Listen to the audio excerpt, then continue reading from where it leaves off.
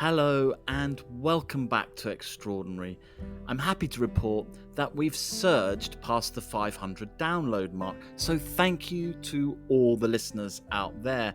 This week for episode 9, my friend, the actor Ed Stoppard, brings us a very special serving of B-sides. He speaks to the hugely talented Adrian Scarborough, one of our most versatile actors in the business. If you're new to this podcast, welcome. Normally, I interview ordinary people with extraordinary outlooks. Then every so often, my friend Ed gatecrashes the party with a B-sides number, exploring the hidden passions of the great and the good. So, over to Ed and Adrian.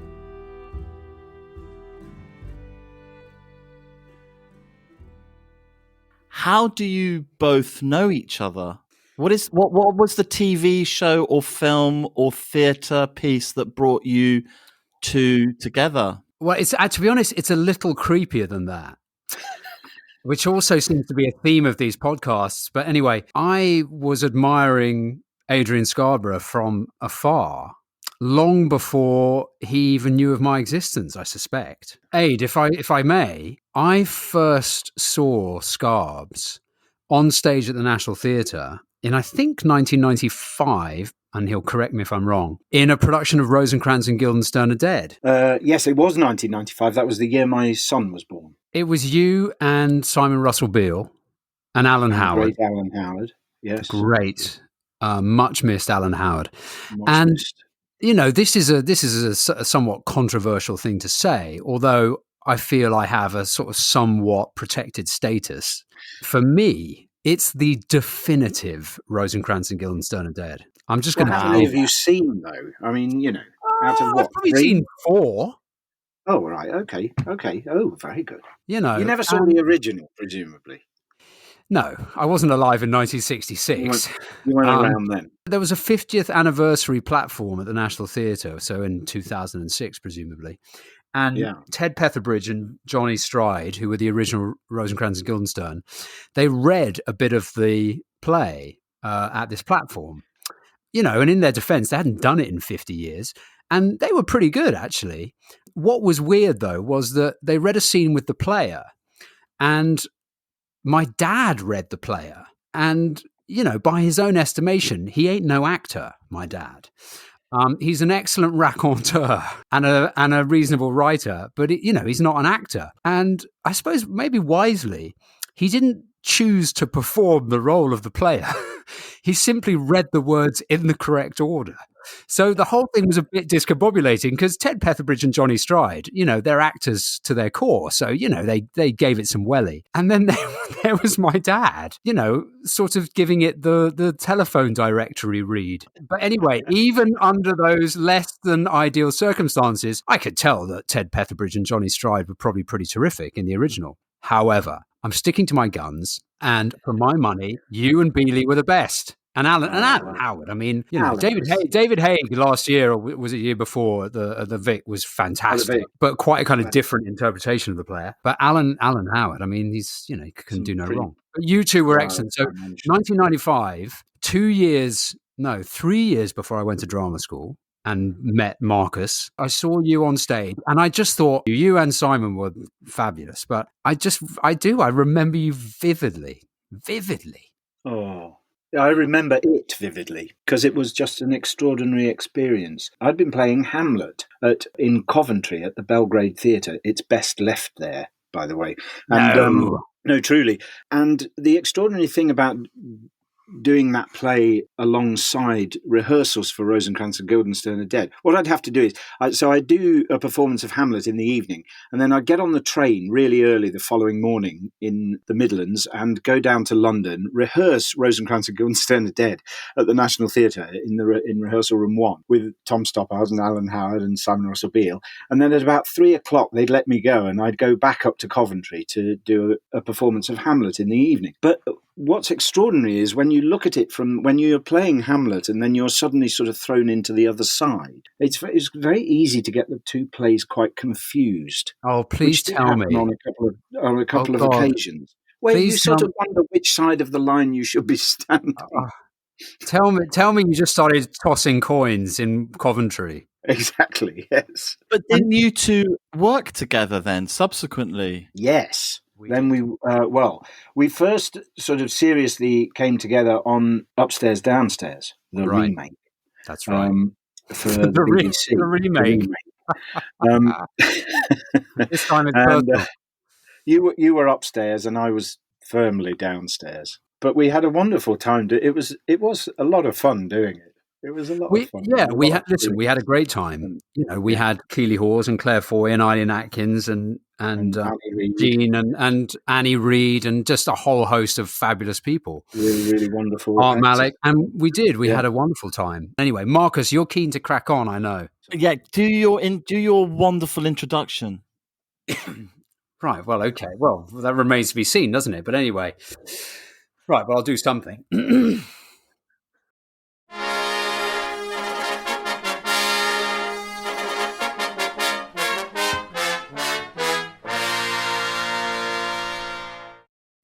Hello and welcome to B-Sides, the podcast where I gently rub the back of my guest until I coax forth the trapped wind that is their hidden passion. Last week, I had my acting crush, Mark Bonner. This week, it's my acting guru. He's been a star of stage and screen for over 30 years and has won the coveted Equity Actors Actor Award a record equaling 5 times, sharing that mark with Pam Ferris. Many will know him as Pete in Gavin and Stacey, but to the rest of us, he's simply known as God, or Scarbs. It is, of course, Adrian Scarborough. Scarbs, welcome to B-Sides.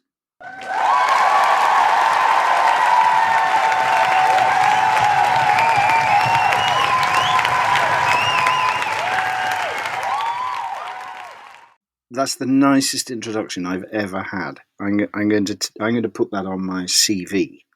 You should know that's the high watermark of this podcast. It's downhill from there. Now, where did you speak to Mark Bonner, may I ask? Was he at home? He was at home.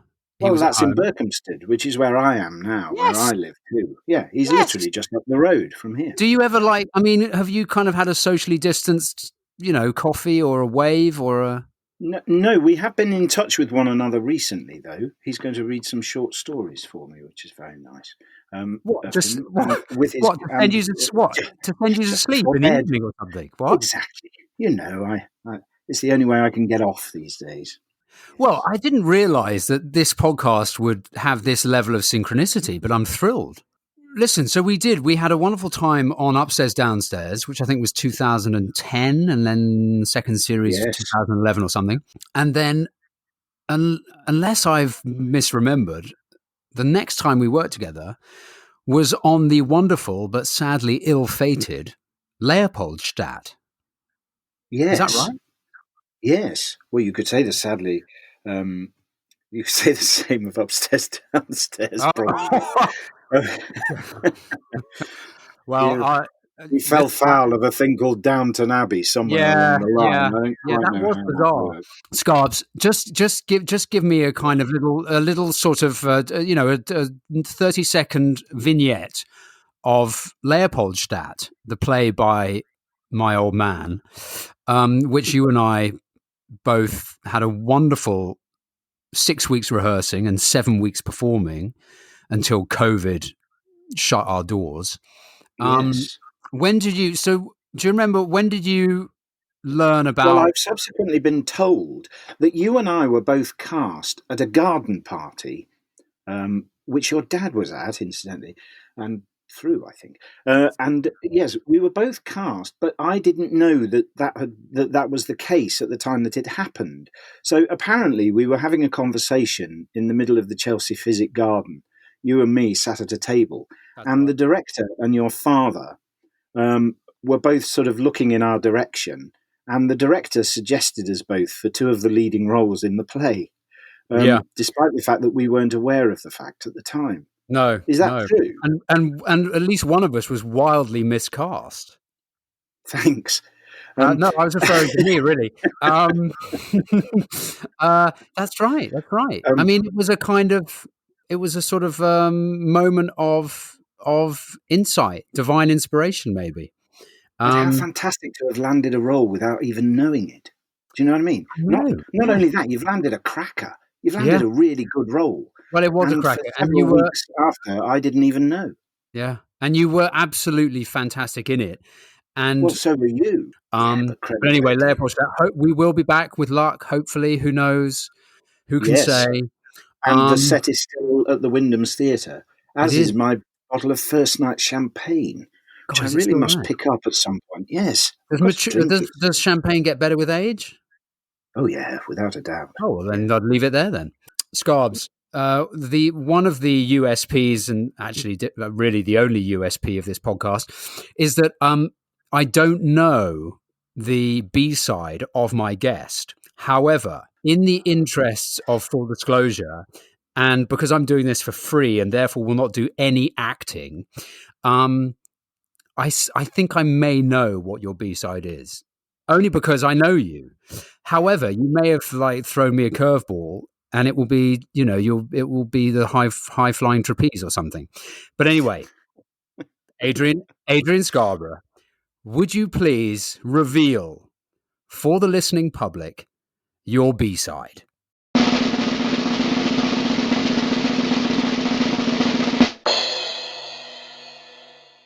Well, I have an allotment, and I've had it now for about 10 years, coming up 11 years. And it has developed over time and over those years, and it is now a haven of wonder and loveliness and calm and nature. And it's where I go when, I'm feeling down and when I'm feeling happy. And it's sort of a little heaven.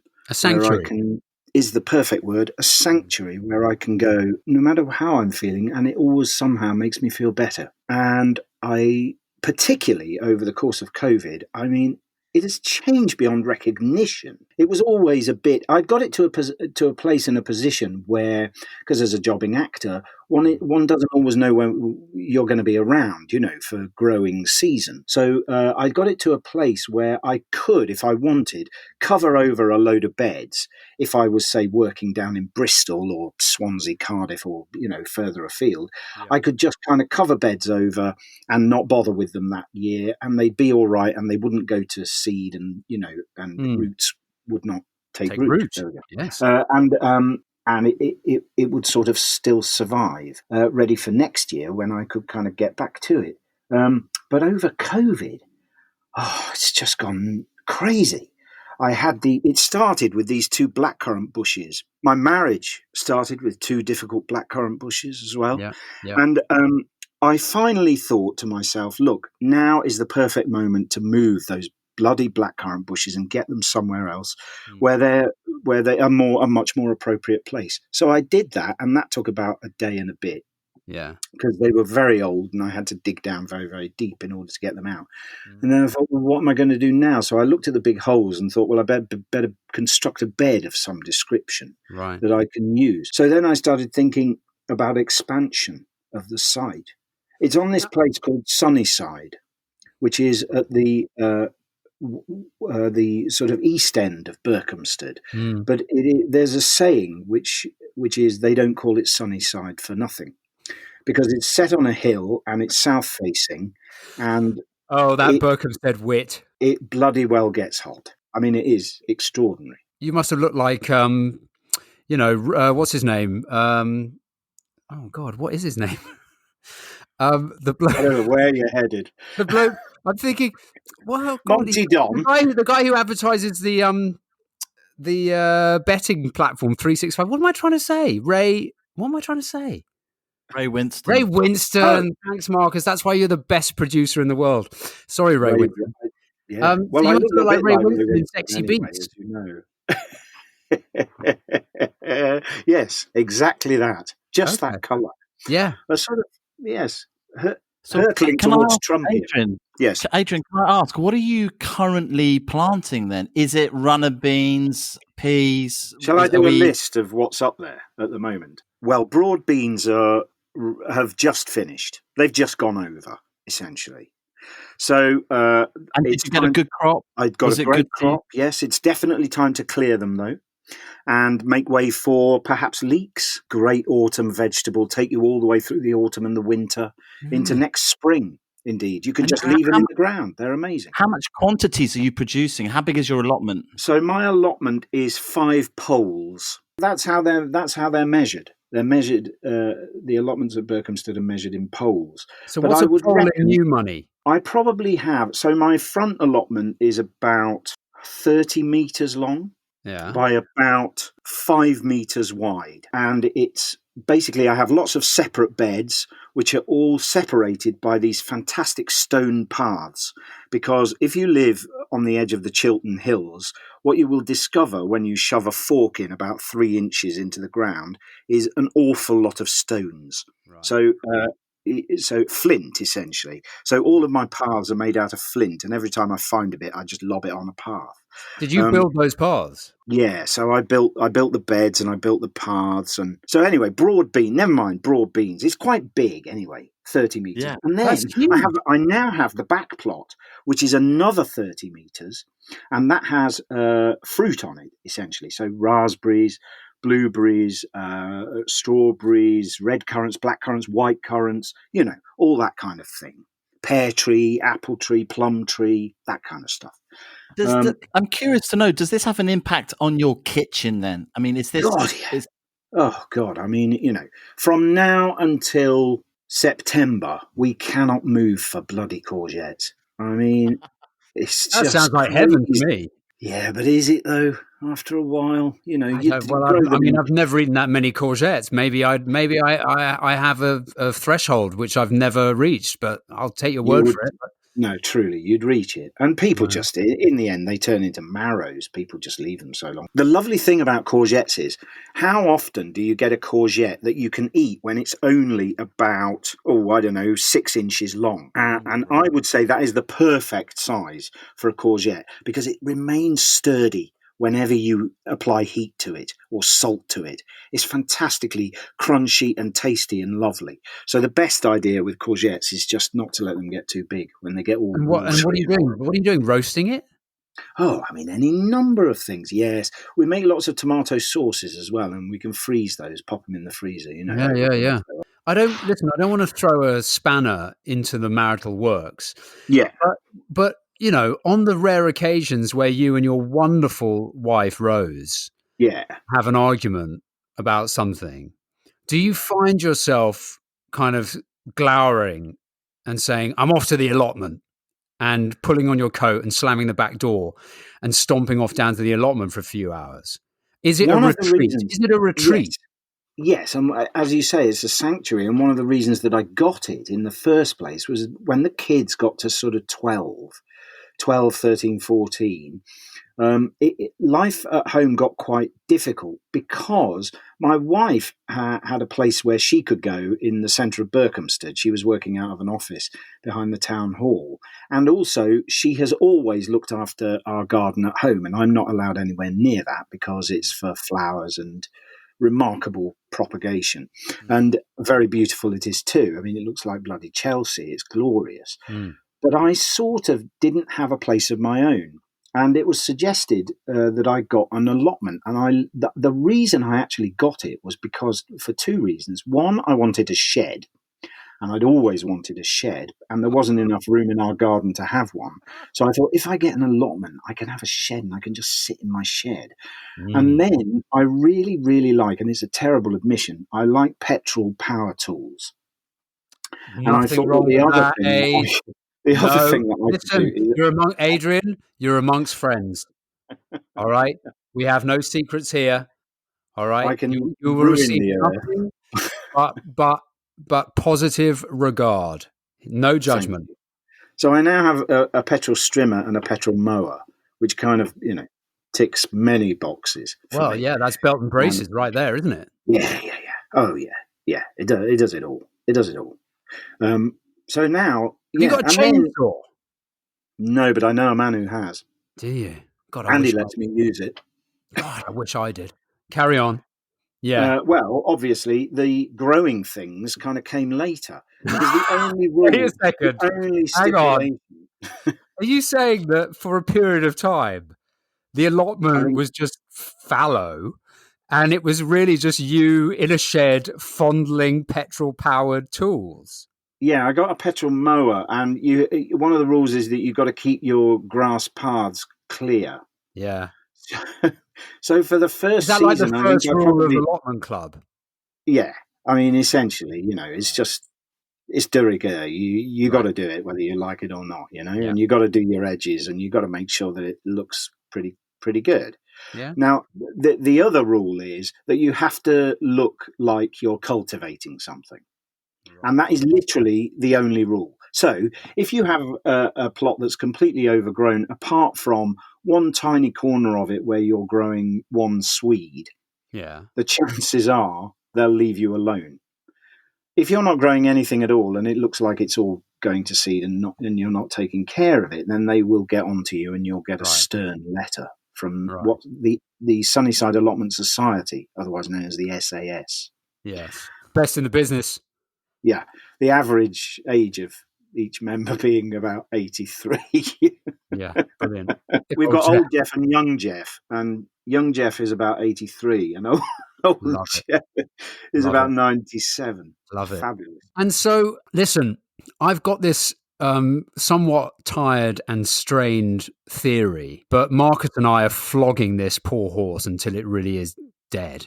That people's B-sides, their hidden passions, that they do have some kind of more atavistic sort of primal purpose that they serve in our kind of, modern hurly-burly society, that it kind of plugs into something a little more ancient. And is there anything in your experience, in your allotment, that chimes, even marginally, I'll take whatever I can get, even slightly, is that resonating, that idea?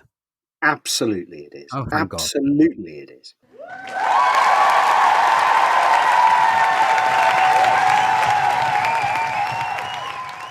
Right. Here's a good one, right? And you pick up these little things, just being around these guys and these ladies who've been up there for ages and ages. And, they really take pride in what they do, and they do it unbelievably well. Why, for example, do you plant your potatoes, your seed potatoes, on Good Friday? You plant your seed potatoes on Good Friday because that was the first holiday that you would have got after Boxing Day. So it's the first opportunity that you would have to actually dig your bed over, get your trench sorted. Like do 2 days' work or whatever. Exactly, and get your potatoes in the ground. That goes back a very, very long way. Can I also ask, Ed? Yeah, go on. It's the meditative aspect, because so many of the activities that we've uncovered so far on this podcast, which include lake swimming, archery, drumming, they all have a... To be clear, Scarbs, that's the extent of them, actually. This is the fourth one, so those three are the extent. Yeah, but we're on a... Anyway, go on, given Mark. that we carry on. Given that we don't know what's coming up, they're falling in line quite nicely. Yeah. But what I want to ask is there a meditative quality when you're out there on the allotment? I think weeding is an extraordinarily brilliant activity. It stills the mind. You sort of weed your mind at the same time that you're pulling up your bindweed and you're and you're clearing your head at the same time as you're clearing, the horrible things that are growing between your row of cabbages. And to take a seed and to put it into the ground and to watch it grow from that point on to the point where you actually snap it off, take it home, and 10 minutes later you put it onto a plate and eat it, is just the most extraordinary and wonderful thing. As part of COVID, I've created an asparagus bed. And asparagus is a notoriously tricky thing to start growing, but it also takes an awful lot of time. So the first year after you've planted your asparagus crowns in your bed, you can't grow anything else in that bed. You just have to leave it as it is. And after the first year, you're not allowed to eat any of the asparagus that comes up because you will kill the plant, essentially. The second year, that it all comes up, you could probably eat about 3 or 4 spears. And the third year it comes up, you can totally gorge yourself for the next 18 years, probably. Right. That's how long the plants will last and be strong for. Wow. Well, I just love the idea that you think that far ahead in order, for the next, let's face it, they'll see me out. No. Yes, I bet it will. But hang on a second. I mean, are you saying that, within the vegetable kingdom, most vegetables, you've got to replant them every year? I mean, that you won't be able to plant something one year and think, right, if I'm patient for 2 years, it will give me another 18 years. You can with things like raspberry canes and strawberry plants. They have a finite life, but yeah, they'll give you many, many years of, lovely fruit and joy. Yeah. But no, I mean, your average cabbage, you got to do that. Beetroot. I'm just trying to think what else is in there. Right. Okay. Yeah, swede, parsnips, carrots, spring onions, garlic, shallots. If you have a bumper year on the allotment, are you saying that sort of every available flat surface is sort of given over to storage of fruit and veg? Well, we've already run out of space in the freezer for raspberries. They've been going now for about 6 weeks, and it's been a very good year for soft fruit. Don't tell me that. Don't tell me that. Honest to God, my children eat their own body weight in berries. My blueberries this year have been unbelievable. Raspberries. Stop it. Yeah, through the roof. Crazy. Stop it. Crazy. Yeah. No one likes a show off. Oh, you bugger. I'm almost tempted to drive. I'm going to do a Dominic Cummings. I'm going to drive to Berkhamsted to test my eyesight, and I'm going to swing by yours and pick up some fruit. Do you know what I've grown this year as well? I've never grown it before, but I found a bag in Waitrose of these things called kalettes. I took them home and tried them out. Have you tried kalettes? They're fantastic. No. They're like a cross between a Brussels sprout and miniature kale. And they grow in exactly the same way. Anyway, I got hold of some seeds. Well, do they grow the same way as a Brussels sprout or as a kale? They grow exactly the same as a Brussels sprout. So there's a big long stalk, and then there's a big long stalk, and on the side of it grow these fantastic little things called kalettes. And they won't be ready until sort of October, November or so. But oh my God, they've all come good. They're in the brassica bed, and they're looking fantastic. Sorry, they're looking like, and presumably they will meld the best attributes of both those vegetables and kale. So it'll be like a young, tender Brussels sprout. Yeah. Oh. But a totally different flavour. A much, they're just a lovely, open, kale-y flavour. They're fabulous. Really good. Yeah.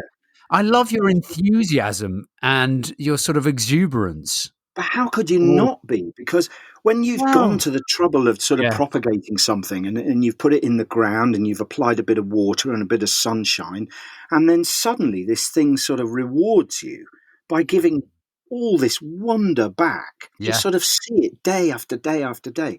I mean, I'd be very interested to know how many of your of the people that you've spoken to in terms of your B-sides, how many of those people would really, really like to spend more of their time doing that than they would actually doing their A-side. Because over the course of COVID, what I've discovered is that if I could retire now, essentially, I think I could probably be quite happy. Okay, but just to be clear, because this could be our War of the Worlds moment. You're not actually going to retire, are you? Well, I can't afford to, Sam. Okay, that's all we've got time for, folks. Thank you so much for joining us. Oi, Scarborough, calm down. But don't you think that's the case? Calm down. No, I'm with Adrian on this. I think COVID was a game changer for all of us. It made us go inwards, and I think it's just a wonderful thing to hear, Adrian, that your passion for the allotment. I've got an amazing courgette recipe that I want to send to you, which is a Cypriot recipe, and it's just courgettes fried with eggs. And I don't know if you've ever. I didn't mean to laugh. It's beautiful. I'm just picturing it. Really cool. I'm picturing it. Do you mean like fried scrambled eggs or proper fried? Yeah, fried eggs? It's scrambled. So you fry the courgette with onions, and then you mix the egg mixture separately, and you add it, and you kind of scramble the egg around the courgette. Oh, it is. Listen, beans I will bacon. happily pay. I'll happily pay for the post and packaging aid if you want to offload anything. Seriously, I'm really. That's not an. Well, it's an interesting one because you get to a point as well. I mean, round about sort of end of August, beginning of September, when everything is coming good, and you've got, you've got carrots to throw at people. You simply can't get through. More apples than you know what to do with. Pears, exactly. So you end up. I mean, the other thing that we've discovered is, like this year, I've grown, cornichons, the little cucumber things. Yeah, what are they? They're like a mini cucumber. They're like a tiny cucumber. Yeah. They're a cucurbit. Oh. And essentially, I've never grown them before, but I was in Waitrose buying some for Rose, and I just thought, wait a minute, surely I can grow those in the greenhouse. I don't know, something happened. We had a very wet spring, and then it got really, really warm and really lovely through April and May. And then we've kind of had no rain at all. And then suddenly we get a bit. For some reason, I don't know why, the soft fruit have loved it. And sometimes that's to do with, there haven't been as many slugs about through April and May. So all of the buds have set really well, and the fruit has come good because the slugs aren't eating them all. Do you know what I mean? It was so dry. Yeah, because it was so dry. Ah. So sometimes it's things like that where nature gives you a little helpful, handy, timing. Like so many things in life, it's all about the timing. All about the timing. Yeah. Yeah. Actually, I mean, I only have one vegetable story. And it's that, Scarbs, you gave me some advice because my kids wanted to try and grow some stuff. And, I love them dearly, but, they've sacked it off essentially. But the one thing we got in the ground were our seed potatoes. And you told me to stick them downstairs in the dark. And by God, did they? I mean, it was like John Hurt in Alien. I mean, these things just bloody burst out of them. And I got them into I laboriously constructed these raised beds and et cetera, and put them in. It's like Cambodia out there. It's astonishing. And I mean, you've told me that I need to wait till the leaves turn yellow. But I mean, I think they might just take over Bromley before that happens. I can't even remember what you had, what type of potato you had. I'm afraid I'm going to have to just leave it at potato. Potato, nice. Yeah, potato variety potato. Well, what you should do is you should have a little dig down and just see what you've got down there, because obviously, can I do that? Yes, of course you can. And then if they're not ready or you're not happy with them, put the soil back and go. Oh, I'll leave them for a bit. Wait a second. So just because I don't want to bugger this up, what with like a hand fork? Yeah, get a fork and really get down there. You might have to go quite deep, depending. What, and then just sort of look and have a look at them, and if they look like potatoes. How many plants are there? How many potatoes did you put in? I put maybe a dozen in, but I think the fox took up a few. There's probably half a dozen plants. Brilliant. Well, try it with one and see. God. Were they all the same variety? I'm guessing they were. There you go. Have a little look and see. And then if they're good and you like what you see, get them out the ground and eat them. The seed potato that you put in there? Yeah. That will look like a big, soggy, nasty, mouldy mess. Thank you. Don't be put off. That's good worth advice. knowing. That's worth knowing. That's what I need to see. That's the sort of... That's why the nation needs this podcast. That's why allotment societies, are so fantastic, because you've got a lot of people up there with a lot of experience who are willing to spill the beans. They're like the sort of super forecasters of the food production industry.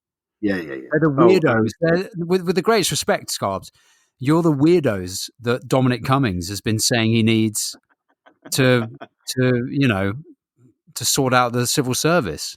But some of them are like they're the Encyclopedia Britannica of veg growing. One might almost say the Encyclopedia Brassica. No? Terrible. Terrible. Very good. Dreadful. No. Aid, thank you so much for coming on and talking about the joys of harvesting the earth. Yes. And getting back to one's literal and proverbial roots. Yeah. Who needs acting? Wonderful. Don't stop it. Don't say that. We'll have people running through the streets screaming. Okay? Don't worry, he's not going anywhere. All right, listen, Aid, such a pleasure. Well, always a pleasure. Love you. I'm going to tell you about my potatoes. Bless you.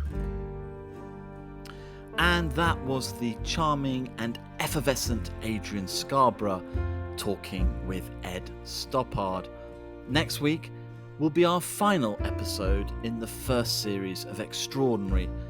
I'll be talking to my wife Victoria and my 2 sons Alexander and Constantine about how our family meetings work. On the surface, I admit it doesn't sound very interesting at all, but please do tune in.